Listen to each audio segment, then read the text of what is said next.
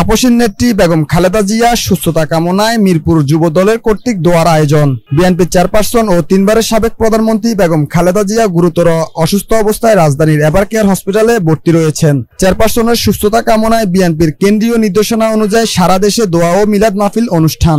এরই ধারাবাহিকতায় মিরপুর থানাধীন 7 নং ওয়ার্ড যুব দলের উদ্যোগে মাদ্রাসার শিক্ষার্থী, রাজনৈতিক কর্মী ও স্থায়ী নাগরিকদের অংশগ্রহণে মিলাদ ও দোয়ার মাহফিলের আয়োজন করা হয়। মিরপুরের 7 নং ওয়ার্ডের আয়োজিত এই মিলাদ মাহফিলে প্রধান অতিথি হিসাবে উপস্থিত ছিলেন ঢাকা 14 আসনের বিএনপি মনোনীত প্রার্থী সানজিদা ইসলাম তুলি ও অনুষ্ঠানে সভাপতিত্ব করেন ঢাকা মহানগর যুব দলের সদস্য সচিব সাজ্জাদুল মিরাজ। মাহফিলে চিকিৎসকদের গভীর পর্যবেক্ষণে থাকা বেগম খালেদা জিয়ার আশু রোগ মুক্তি ও দীর্ঘায়ু কামনা করে বিশেষ মুনাজাত করা হয়। পাশাপাশি তিনি দ্রুত সুস্থ হয়ে আবারও দেশের নেতৃত্ব দিতে পারেন এমন প্রার্থনা করা হয়। এ সময় 7 নং ওয়ার্ড যুব দলের সভাপতি পদপ্রার্থী লিটনের সঞ্চালনায় বিশেষ অতিথি হিসাবে উপস্থিত ছিলেন বিএনপির জাতীয় নির্বাহী কমিটির সদস্য মুন্সি বজলুল বাসিদ মানজু। এছাড়াও মিরপুর থানা যুব দলের আহ্বায়ক শাকিল মোল্লা সহ বিএনপির যুব দল, ছাত্র দল সহ কৃষক দলের নেতৃবৃন্দরা উপস্থিত ছিলেন।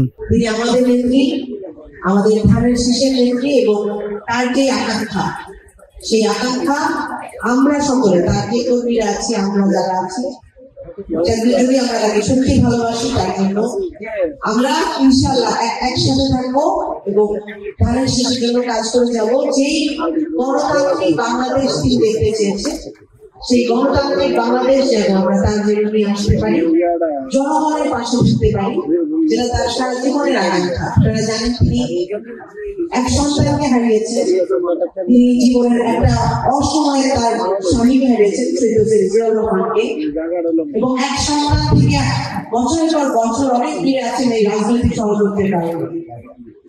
তারপরেও শুধুমাত্র তাকে ছাড় দেওয়া হয়ে তাকে নির্যাতন করা হয়েছে, কারারুদ্ধ করা হয়েছে, তার কাছ থেকে তার বাড়িটা ছিনিয়ে নেওয়া হয়েছে।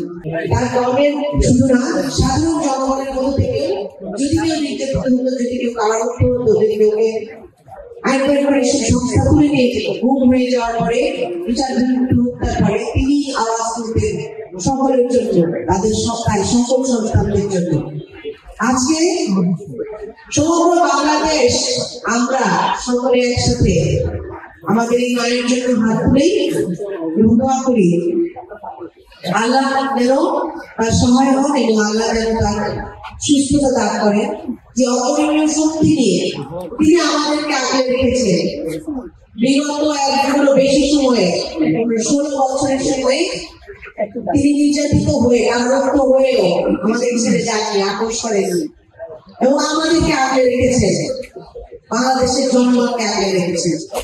আমরা সকলে হাত তুলে দোয়া করবো আল্লাহ রাব্বুল আলামিনের কাছে আমাদের এই দেশ নেত্রী, আমাদের মাকে যেন আমরা আমাদের কাছে